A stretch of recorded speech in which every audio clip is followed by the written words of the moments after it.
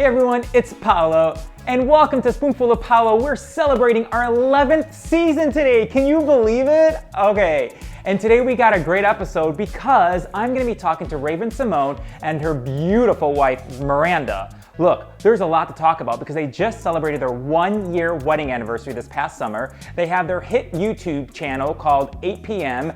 and Raven's Home got picked up for season 5. So I'll see you guys with Raven and Miranda.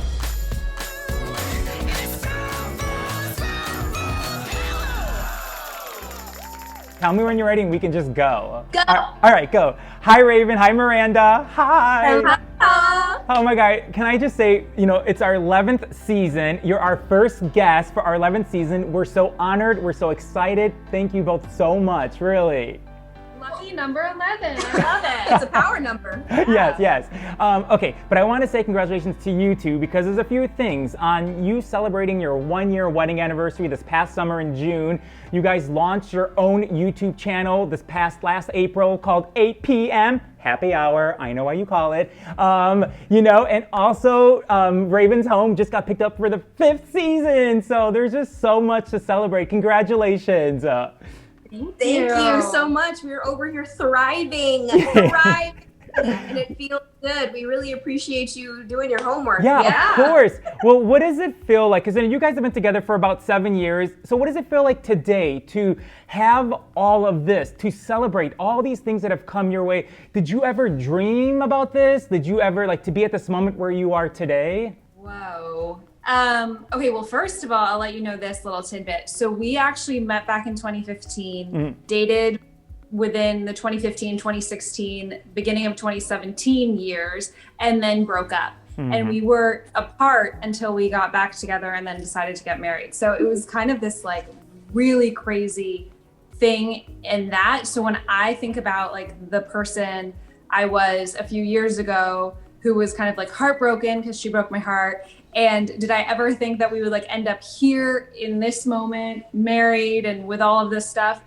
Yes and no. I had a very strong knowing that Raven was my person, and I was determined to find her again in whatever way I could. You know what? It's so cool because I think you guys met, I think the first time was at a gay bar in West Hollywood when Raven, you were hosting a karaoke drag night. I don't know where the hell I was that night, but I'm so mad I missed it. And, Miranda, that's the first night that you saw Raven, the first day. So what was it about her that literally, because you said, you knew that she was going to be your girlfriend. So what was it about Raven? Because I know you didn't watch her show, but did you know her? Or were you just oh my God, this girl is hot? What was it? Was I hot, babe?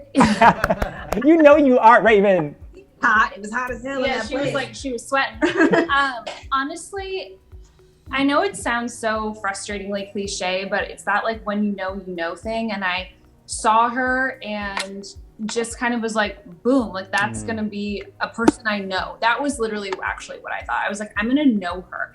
Did I understand what that actually meant? Not really. When we started talking though, we had a chemistry. It was easy. She asked me questions that made me think, and I appreciate all of that. And it just worked. It just worked. Oh my God, this is so nice. I know you guys got married at Debbie Allen's house, and I know that during COVID, you all were eating at an Indian restaurant, and you took a sheet of paper, you ripped it from some placemat, and you were writing. You made 2 lists, about your wedding, what you wanted it to be. Was Debbie Allen saying, well, I want to get married to Debbie Allen? Was that on the list, or did that just happened? No, that wasn't on the list at all. What was on the list was how many people, what we don't want and what we do want.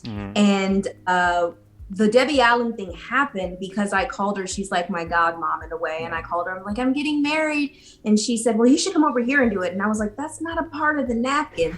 That sounds a lot bigger than we actually wanted. She provided her backyard if we wanted it. She wanted cake. And I said, no, Mom, no, Mama D, I want your oysters, your pasta, and your front yard.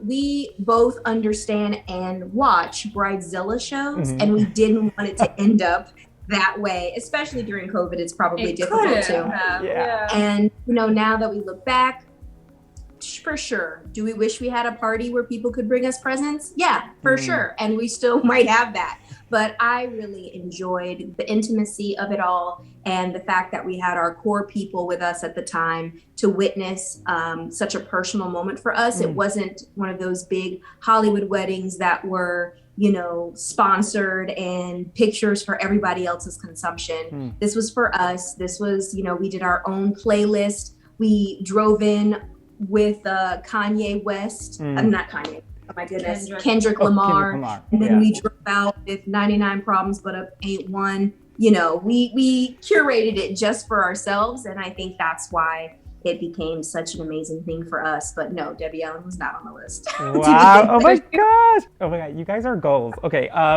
Listen, you know, for you, Raven, there's something that you said recently, and I can relate to this so much when you said that falling in love helped you realize you didn't have to wait to come out.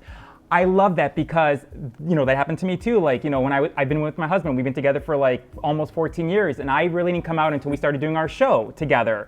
But for you, because you've been very, you know, no one really knew that you were getting married or your personal life. So it must feel pretty amazing for you to be sitting here next to your wife.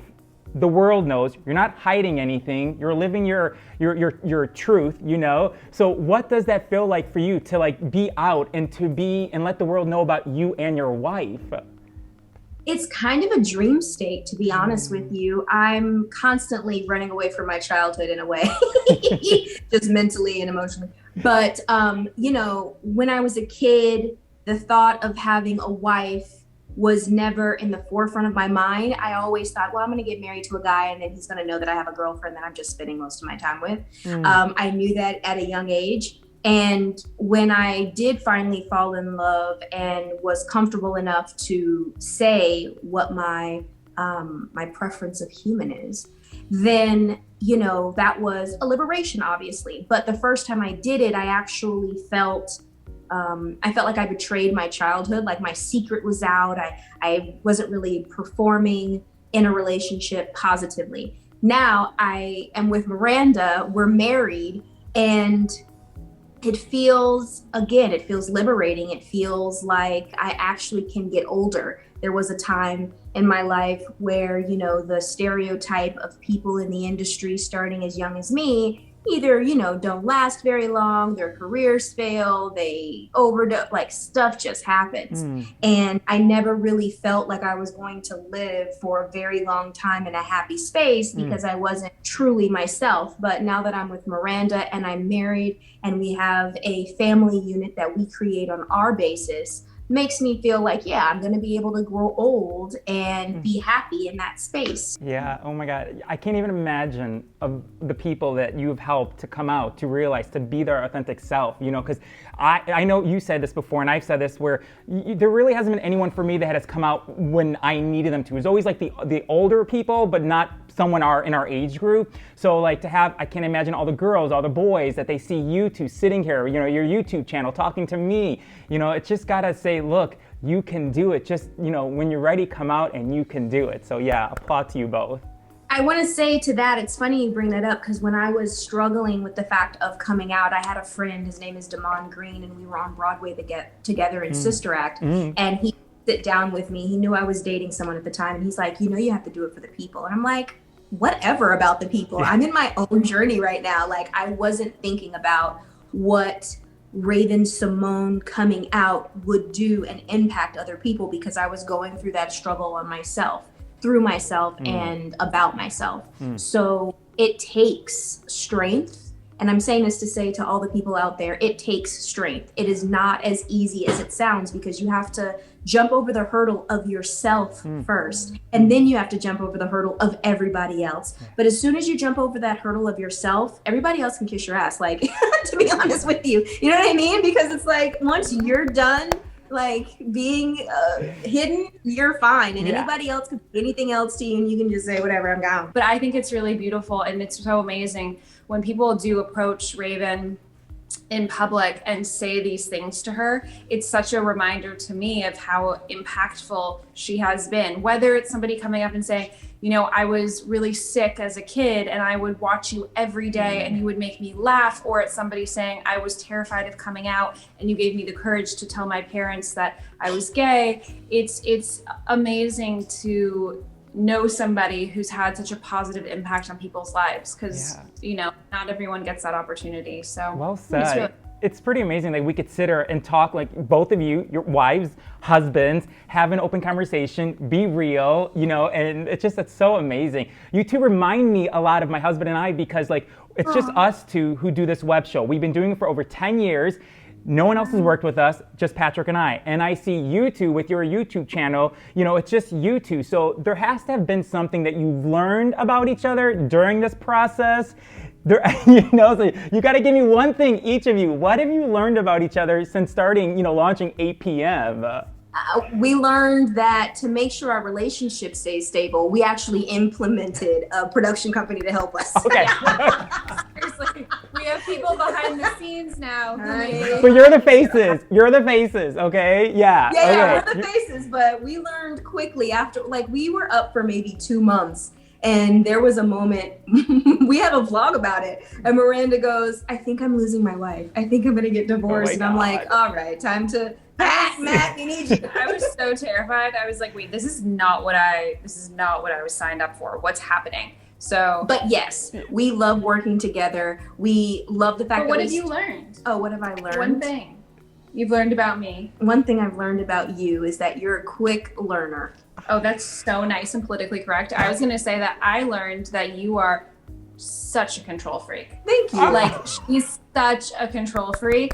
And well, then I'll be honest. Be I'll be honest. Okay, ready? What I learned is that as soon as she learns one thing, it's like she's the master of it. Like she's been doing it her whole life. And I'm like, you just learned that yesterday. It's true. No, you have to.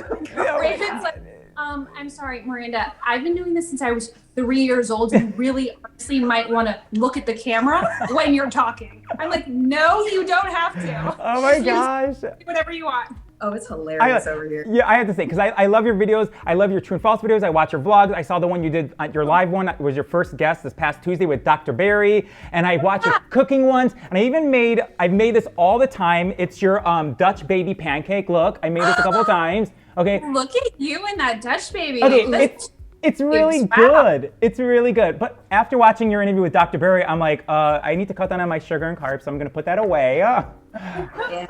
Okay, but I do love it. It's really good. What do you want? That's how she got me. That's how she snagged me in New York. She would make me Dutch baby before I would go to work on The View. And I'm like, I love you. I'm not saying this. It's too soon.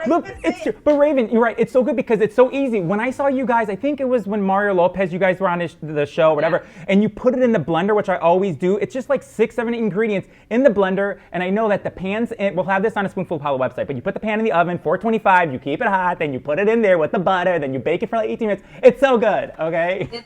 It's delicious. Okay, I know you said The View, obviously they're celebrating the 25th anniversary, the 25th season. When you were on there, Raven, first of all, every Fridays they bring back a co-host every Fridays. So when are you coming back as a guest co-host? Okay, not yet then, so we know that. Not yet. But for you... And a lot more Fridays. Yes, there is. Okay, for you, Raven, then, what would you say has been the greatest teaching moment since you left The View, like that you've learned from being on the show that season? What would that be, you think? The greatest teaching moment that I have taken to heart and use even till this day is to really make sure that my opinion is thought out appropriately and not given a time restriction on how long it'll take me to explain. I think one of the things that I had problems with on the show and other people have expressed challenges with, but I had a lot more. My entire life has been script, film, edit, make sure it's funny, and that's how it is. The View is live. The View is on your toes. And again, when I started it, I had a preconceived notion of that it's going to be more pop culture. It's not going to be political. Right. We're not touching on these topics. That's how it was presented. And then as things started getting heavy and my thought process on society is definitely skewed because of how I was raised and what industry I'm in. And my verbiage is not as pristine because normally there's a group of 8 to 10 writers writing what I'm saying publicly. So, you know, that was difficult. But I learned that, but I also learned how important it is to have an opinion and how important it is to get your opinion out there, because even if the masses don't accept it, there are going to be at least 5 people who believe in what you believe in, and it feels good to have community. Oh, I'm glad you did that. I know for you, Miranda, you had moved to New York to be with Raven during that time. And you know, any co-host who joins the show, you know, there's always news, drama, whatever it is. But I also heard that you were such a positive, you know, force impact to Raven, just being there for her. So what was that moment like for you, being there, helping her, talking with her, telling her, you got this, go back and speak your truth? Like, what was that like for you? I mean, I loved being there. It was fantastic. We had our little routine. Raven would go to the studio early, and then I would come kind of right before she would go on, and I would bring us our smoothies and we would hang out, and we had our whole little life, which was fantastic. And honestly, despite the few hiccups that she had on the show, once she left work, we were really in our own bubble. It was like we would walk out of the studio and it was like, okay, what spice shop are we going to today? Wow. What art project? What show are we rushing back to binge? Where do we want to have lunch? You know, it's kind of a groovy schedule when you work on The View, because she was usually out by 12:30. So we would have a whole day ahead of us. And when, you know, again, those little things happened that needed addressing, yeah, we had conversations, and you know, I think she was there for me. She made it. I'm sorry, I'm going to interrupt you. You know, never had I been in a relationship during such a challenging time in my life to where somebody was there saying, do what you need to do to make it right. Now let's go to the spice shop. Let's calm down about it. Because most of the time people like to exacerbate the problem and keep pushing and pushing and saying, you have to do this, you have to do this. And she really made me feel like that wasn't the only thing in my life that was going on.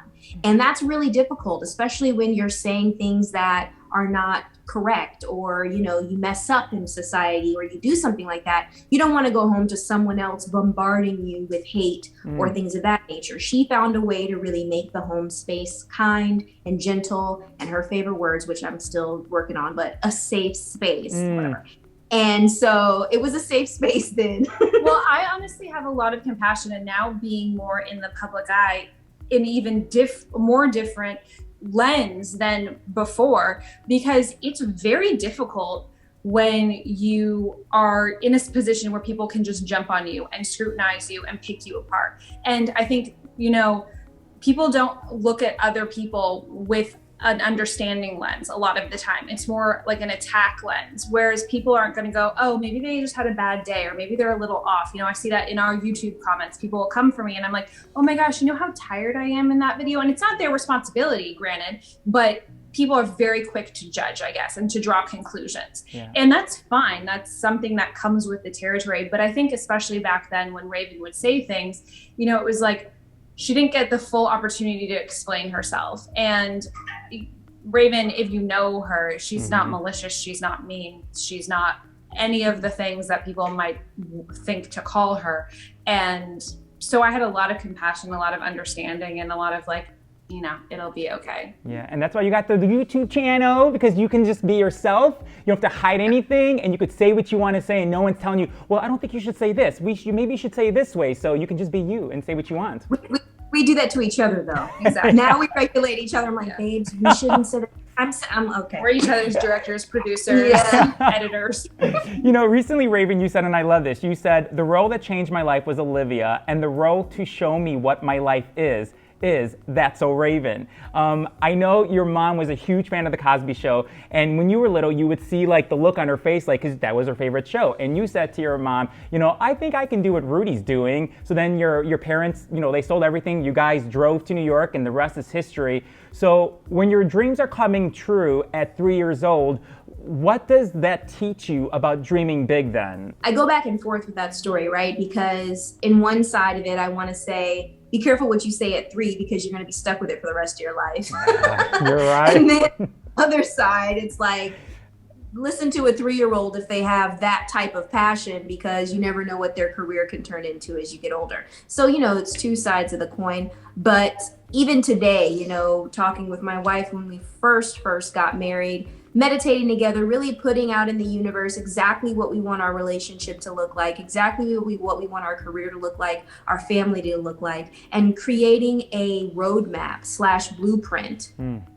And following it every day. It's not going to look exactly how you place it, but knowing the final destination, you can take whatever road Waze wants you to take. You know what I mean? Like, that's ultimately what's happening. Life is the app Waze, and you have a destination, and sometimes it's going to take you over to the forest, and sometimes it's going to put you on the 101. So you just have to like roll with it. But as long as your mind is set on the final goal and it doesn't waver, then you're good. And it really responds to every feeling, every emotion, every negative and every positive. And only you bring negatives into your life. Yes, there are outside stimuli, but ultimately it's up to you and how you take it. So for instance, you're in your best thread, you got your Gucci shoes on, you're driving, and somebody hits your car. You can allow that to ruin your entire day, or you can say, hiccup. Okay, let's deal with this. Let's move on, take 3 seconds and cry, and then move on about your day. Oh my God. I feel like my husband, what you just said is what my husband says to me. Like, he puts a meditation on in the morning, so because he knows I'm all like, so we put a meditation and we do it. What are our intentions for the day? So what you just said reminds me of what my husband tells me every morning, even if there's some negative force coming in, don't allow it to come in, stay in your space. Oh my God, so good. Okay. We put our meditation music on at night. We put on hypnosis at night for positivity and all of that. It helps. It's amazing. So yay to your husband. Yeah, did you hear that, Patrick? Okay, so we're gonna have a little fun now because I know you're gonna be on the Celebrity Wheel of Fortune. Okay, you're on it. Okay, so we have a puzzle for you guys. We gave you lots of letters and vowels, but if you guys can see what it is and answer it or know the phrase, then we have a little prize for you. Okay, so I love. Okay, so here is the puzzle, and can you figure it out what it is? Subscribe to 8 p.m. on YouTube. Yeah, you did it! Oh my God. You did it! Congratulations. Okay. So, I love games. Okay, so now what we're gonna do is, because you guys are so awesome and I love you both so much, we're gonna donate $500 to any of your charity that you guys want us to. Will be to you guys, okay? Okay, so you tell us what charity you want us to donate $500 and we will do that, okay? Amazing. Thank you, Paolo. You know what? We have a surprise for you. You tell us what recipe you want us to make and we'll make it for you. Okay. Wait a second. Okay, that's good. I got to think about that. Okay, that's okay. But yeah, so you let your team know what charity you want this to go to, and we will make sure that we will send it to them, and then we're gonna make sure everybody knows that. Okay. Thank you. Yes, thank you both. I just want to say I cannot wait for Raven-Symoné to return for season 5. I mean, it's big. You're the executive producer. You've directed a few episodes. I mean, it's going to be a moment for all of us. So I'm just so glad it's coming back. And I love you both. And it's so great to be talking to you two because I feel like we've come so far that this is happening and that we can be ourselves. So thank you both so much, really. Thank you so much for creating a platform for this to happen. Thank you so much for calling on us to be your first guest for the 11th season. Wait for Raven-Symoné season 5 because there's some familiar faces coming back. And Paolo, anytime you need us, we're here for you. Oh my God, you're the best. Okay, I love you too. Thank you, and have a wonderful day, okay? Same to you. All right, thanks Miranda. Bye, Raven. You two are amazing. Thank you, okay? That was awesome. And thank you for that.